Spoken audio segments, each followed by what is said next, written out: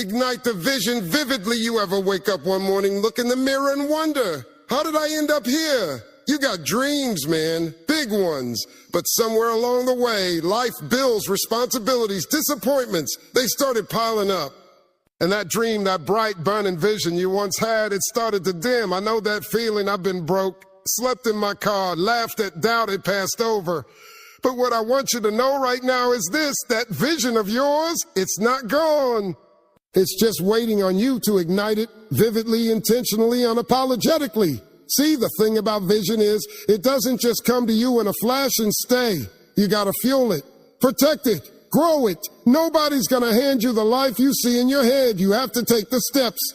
And it starts by getting honest with yourself, not the version of you that tries to impress folks. I'm talking about the raw you, the one with the hunger, the one who dreams when the lights are out and nobody's watching. You can't ignite a vision you don't see clearly. That's the first thing. You've got to write it down, get it out your head and on paper. Clarity is power. You can't chase blurry goals. You can't build what you can't describe.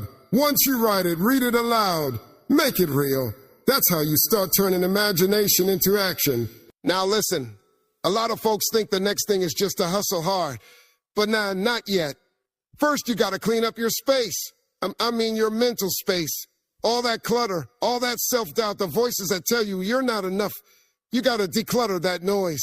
Because you cannot build success in a mind full of garbage. Start talking to yourself better. Watch your language. If you wouldn't say it to your best friend, don't say it to yourself. Then surround yourself with people who challenge you. I'm not talking about yes men. I'm talking about folks who see more in you than you see in yourself.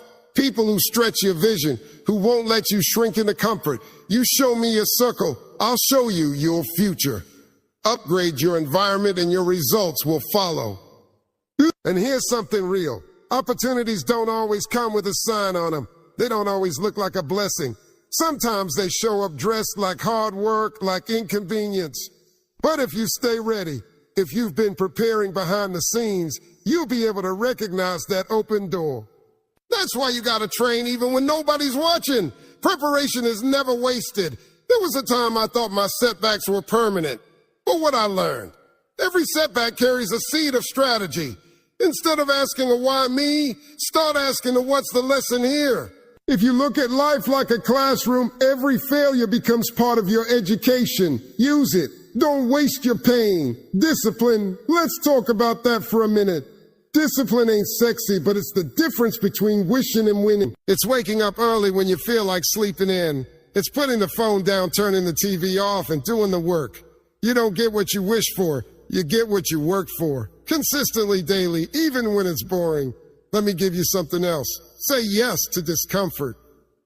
Comfort zones are prisons. They might feel safe, but they don't grow nothing. If you want more, you gotta do more. And that usually means stepping into situations that scare you a little. Growth lives right outside of easy.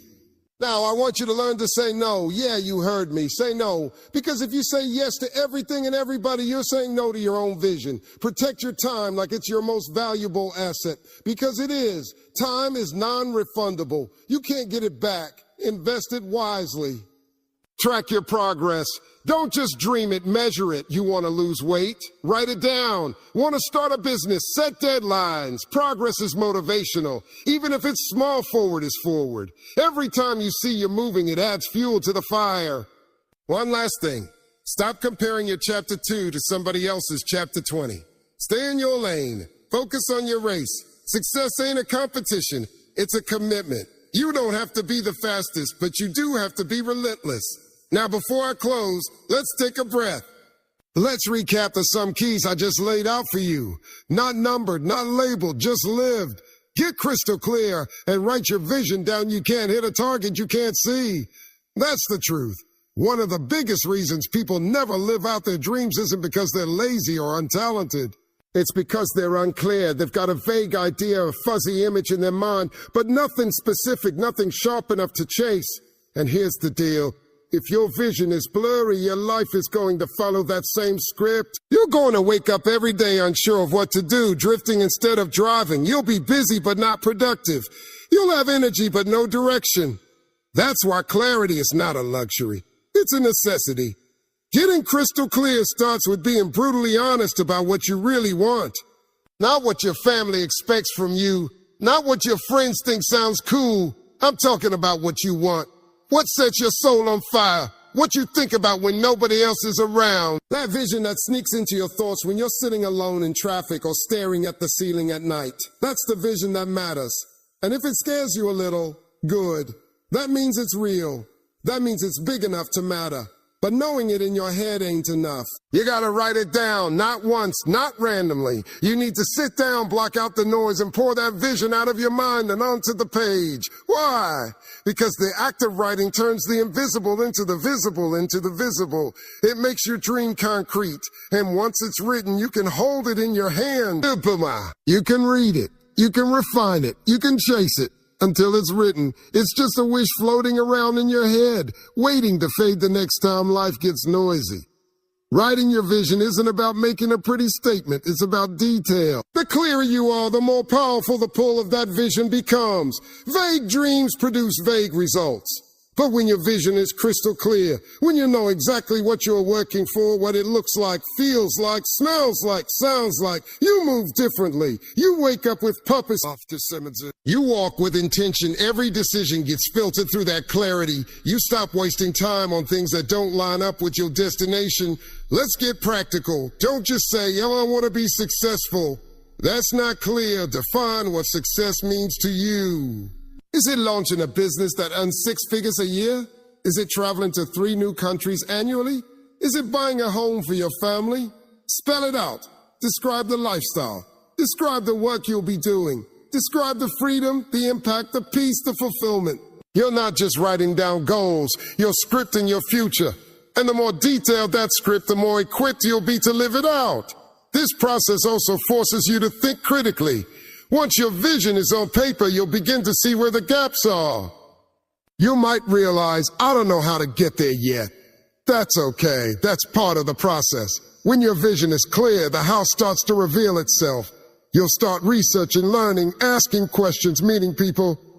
You'll begin noticing the connections that were invisible when your dream was only a blur.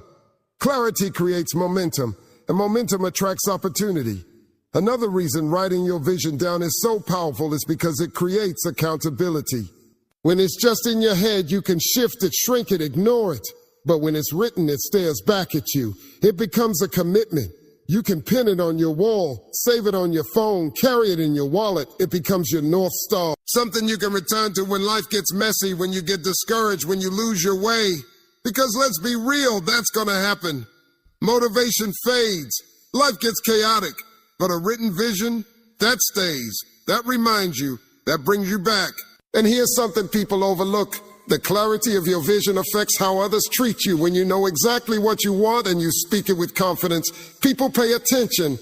You attract collaborators, mentors, partners, people who want to help you get there. But if your vision is foggy, you confuse people. And confused people don't invest in unclear dreams. Be the person who's got such a clear grip on their future that it makes other people believe in your direction. Writing your vision down also gives you permission to dream without limit, to see what's possible beyond your current circumstances. It gives your mind a place to go when the present feels rough. And when that vision is big and bold and alive on paper, it demands that you rise to meet it. That's how people grow. That's how people shift from surviving to thriving. They write their future, and then they build a life that matches it. So start now. Today, don't wait until the timing feels perfect. It never will. Take a pen, take 5 minutes, and just begin. Write what you want, where you want to be, who you want to become. Be specific, be bold, be real.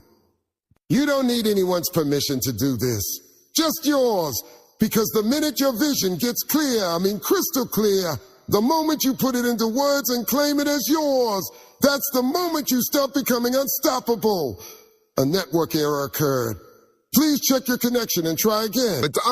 If this issue persists, please contact us through our help center at help.openeye.com. Eliminate negative self-talk and mental clutter. Let me tell you something real. The most dangerous thing working against your vision isn't out there in the world.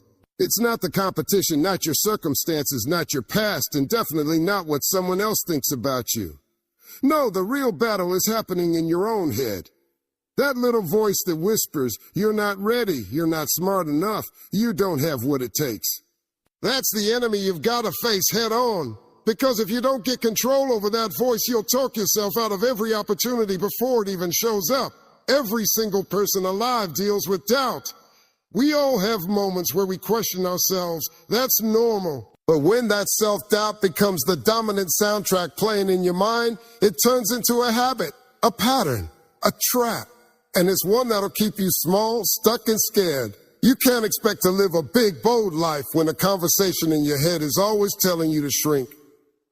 Think about how you talk to yourself on a daily basis. Most people don't even realize how harsh they are with their inner dialogue. They say things to themselves they would never dare say to someone they love. I'm so stupid. I always mess things up. I'll never get it right. Imagine saying that to your best friend or your child. You wouldn't. So why do you allow it in your own mind? The words you speak to yourself carry weight. They shape your identity, your energy, your attitude. And what you consistently say, you start to believe, you start to live out. Your thoughts become your filter, and if that filter is full of negativity and clutter, everything you see, every goal, every possibility gets distorted. That's why it's not just about thinking positive. It's about choosing better thoughts. Thoughts that serve you, that move you, that align with the life you're trying to build. But let's get this straight. Eliminating negative self-talk doesn't mean you pretend everything is perfect. This ain't about fake positivity. This is about building mental discipline. It's about catching that destructive voice when it shows up and refusing to let it run your show. You don't have to believe every thought that pops into your head. Just because it's loud doesn't mean it's true. When that voice says, you can't do this, you challenge it. You ask her, why not? You remind yourself of what you have done, the things you've already overcome, the strength you've shown. Start replacing those attacks with facts. Maybe you haven't done it yet, but that doesn't mean you're not capable. It just means the story's still unfolding. Mental clutter is more than just negative talk. It's all the noise that crowds your focus, worrying about things you can't control. Replaying old mistakes like a broken record. Comparing your life to someone else's highlight reel. That stuff eats up your bandwidth. You only have so much mental energy in a day. And if it's all being spent on junk thoughts, there's nothing left for creativity, for strategy, for passion, for execution. If you want to ignite your vision vividly, you have to clear space for it to breathe.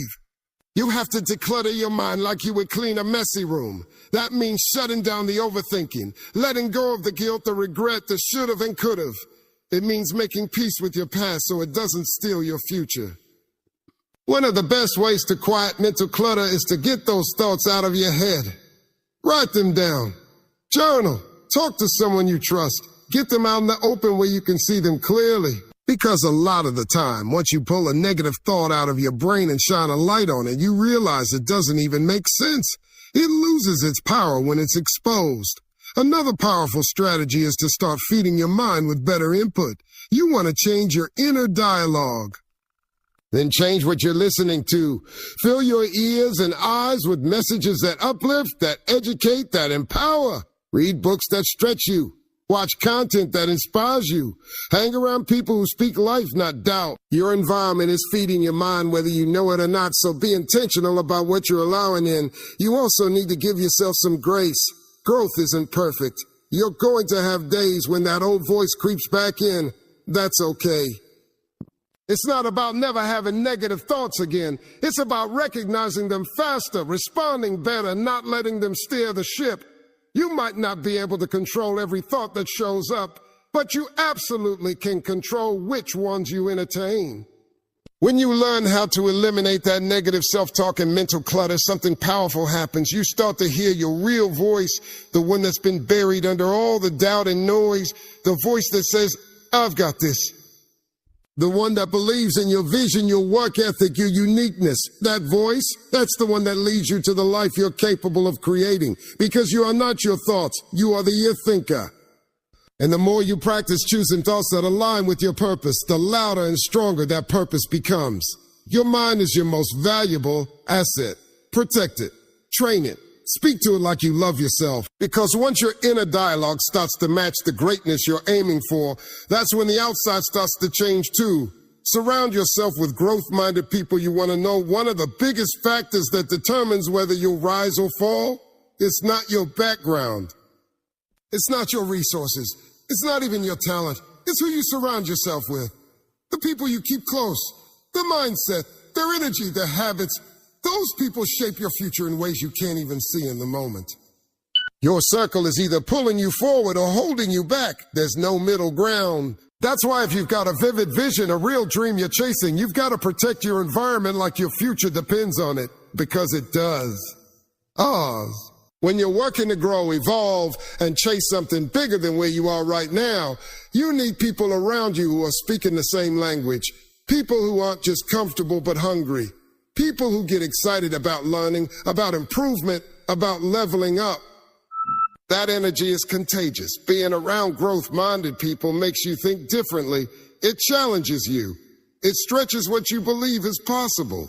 Suddenly, things that once felt out of reach don't seem so far anymore, because you've got examples right in front of you.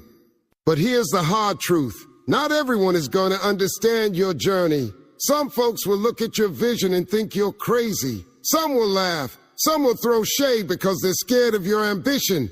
They'll want you to stay the same because your growth threatens their comfort. And if you're not careful, that doubt will start to creep in. You'll start questioning yourself. You'll start shrinking to fit into rooms you've outgrown. That's why you've got to audit your circle.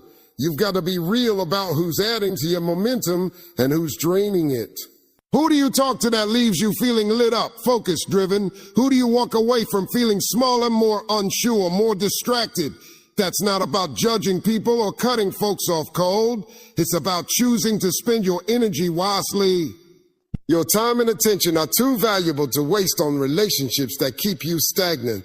And let's be clear, surrounding yourself with growth-minded people doesn't mean everyone in your life has to be a billionaire or an expert.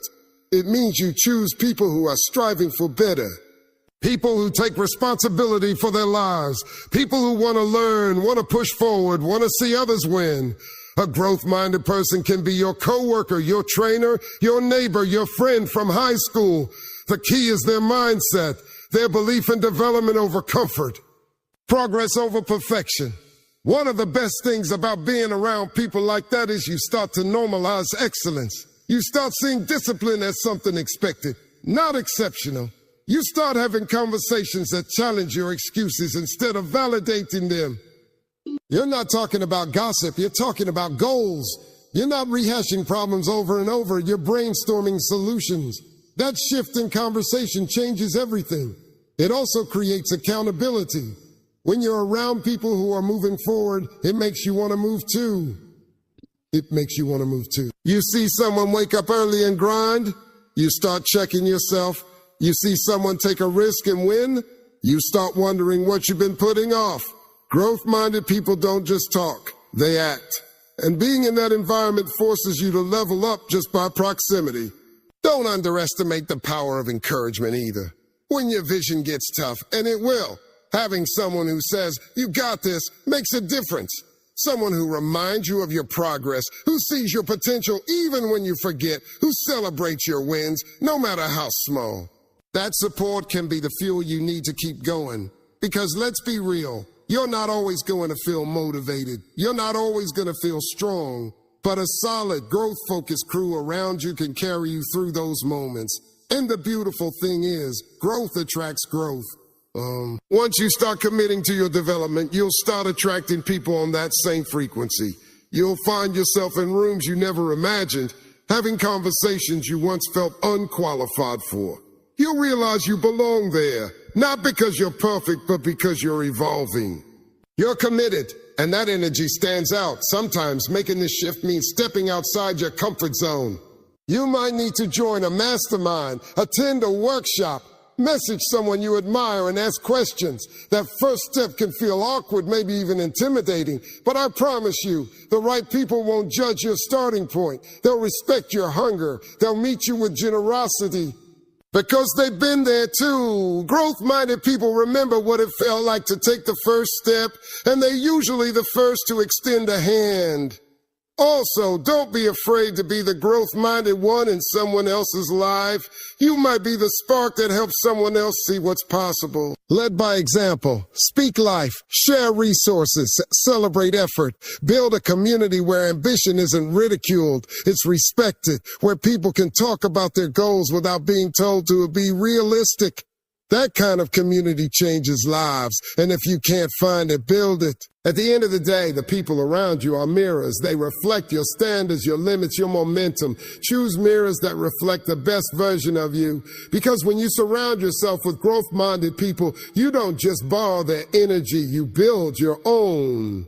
You rise together. And that's the kind of fuel your vision needs to not only survive, but thrive. Recognize disguised opportunities. Opportunities don't always come wrapped in shiny packaging. Most of the time, they show up wearing overalls, carrying a little stress, and looking a lot like hard work. They don't walk in with a sign saying, "This is your big break." Now, more often than not, they creep in quietly, disguised as problems, detours, rejections, or moments that feel inconvenient. And if you're not paying attention, if your mind isn't open and your perspective isn't flexible, you'll walk right past them. Or worse, complain about them. The truth is, we've all been conditioned to expect opportunity to look a certain way. Maybe you're waiting for someone to call you up and hand you a perfect situation, a job, a contract, a deal, a role. But the real world doesn't work like that. Sometimes the best chance you'll ever get shows up in a moment that feels uncomfortable, even painful. It might come in the form of losing something, a position, a relationship, a chance you thought was yours. And in the moment, it'll feel like a setback. But what if that loss is the very thing creating space for something better? You've got to train your mind to stop judging situations based only on how they feel at first. Just because something doesn't look like what you expected doesn't mean it's not valuable. Some of your greatest growth will come from the doors that slam shut, the ones that forced you to look around and see another way through. That's where creativity lives. That's where resilience is born. That's where true opportunity shows up, in the in-between spaces, the pivots, the uncomfortable transitions. Let's talk about those moments you feel overlooked. You've been working hard, putting in the hours, doing your best, and still nothing seems to be breaking in your favor. That can feel defeating. But what if the quiet stretch, the time nobody sees you, is where you're actually gaining your edge? What if that await isn't wasted time, but a disguised opportunity to sharpen your skills, refine your character, build your patience, and prepare for a moment that's going to demand everything you've built in private? Too many people quit just before the disguise fades and the opportunity reveals itself. They walk away because it didn't come easy. They give up because it didn't arrive quickly. But those who learn how to recognize the disguise, those are the ones who stay long enough to break through. Sometimes opportunity hides in discomfort. You might be in a job you don't love, around people who challenge you, in a situation that stretches you beyond what feels comfortable. Instead of checking out mentally or getting bitter, ask yourself, what can I learn here? What strength can I build in this space? What doors might this open that I can't see yet? That shift in mindset turns frustration into fuel. It transforms a draining season into a training ground. You also have to stop looking for opportunities only in the big things. We tend to wait for some giant moment thinking that's the only way change happens. But sometimes the real opportunity is in the small stuff. A conversation with someone you almost ignored, a task you didn't want but said yes to anyway, a skill you learned just to fill time. These little pieces often become puzzle parts for something greater down the road. You might not understand how they connect now, but later you'll look back and see how they were all building towards something. That job you hated taught you how to lead. That move you didn't want put you in the right place at the right time. That side hustle you almost gave up on became your main source of freedom. Recognizing disguised opportunity also means you've got to stop assuming you're not ready. Opportunity doesn't always come when you feel prepared. It comes when it's time for you to grow, and growth is never comfortable. You won't always have all the answers. You won't always feel confident. But don't mistake discomfort for a sign you should back down. That feeling is part of stepping into something bigger than where you've been. The trick is being willing to start before everything's perfect. To trust that clarity often comes from motion, not stillness. Not stillness. Another way disguised opportunities show up is through people. Not everyone who enters your life is there to be your best friend. Some are there to challenge you, to push you, to introduce you to new ways of thinking. Pay attention to connections that feel different. Not all relationships are meant to last forever, but they can all teach you something if you're open. A random meeting can lead to a mentor. A conversation you almost skip can unlock a collaboration.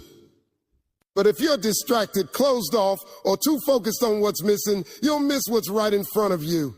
You also have to get comfortable with being misunderstood. Sometimes the opportunity is in the thing nobody else sees yet.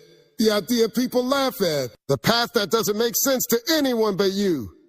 That's okay. Most trailblazers look crazy before they look brilliant. The point isn't to be understood. It's to stay in motion. If it matters to you, keep moving. Because eventually, what looked like a risk will reveal itself as the very path you were meant to take. Disguised opportunities are all around you. They always have been. The key is not whether they exist. It's whether you can see them. That means staying curious, staying open, staying alert, looking beyond appearances, listening to your instincts, trusting that not everything that feels hard is harmful, and not everything that feels easy is a blessing. Life is full of twists, turns, surprises. But if you train your eyes to look deeper, you'll find that even the messiest moments can hold the seeds of something powerful, something game-changing, something meant for you. Extract lessons from every setback. Life isn't a straight line. It doesn't care how perfectly you planned your path or how hard you try to avoid obstacles. At some point, you're going to hit a wall. You're going to fall. You're going to lose. You're going to feel like the rug got pulled out from under you. And in those moments, when things don't go your way, when doors close, when people let you down, you have a choice. You can stay stuck in the pain, or you can pull a lesson from it. Because every setback, no matter how brutal, carries a message. The problem is most people are so focused on what they lost that they miss what they could have gained. Let's be honest, setbacks sting. They make you question everything. They mess with your confidence, your momentum, your self-worth.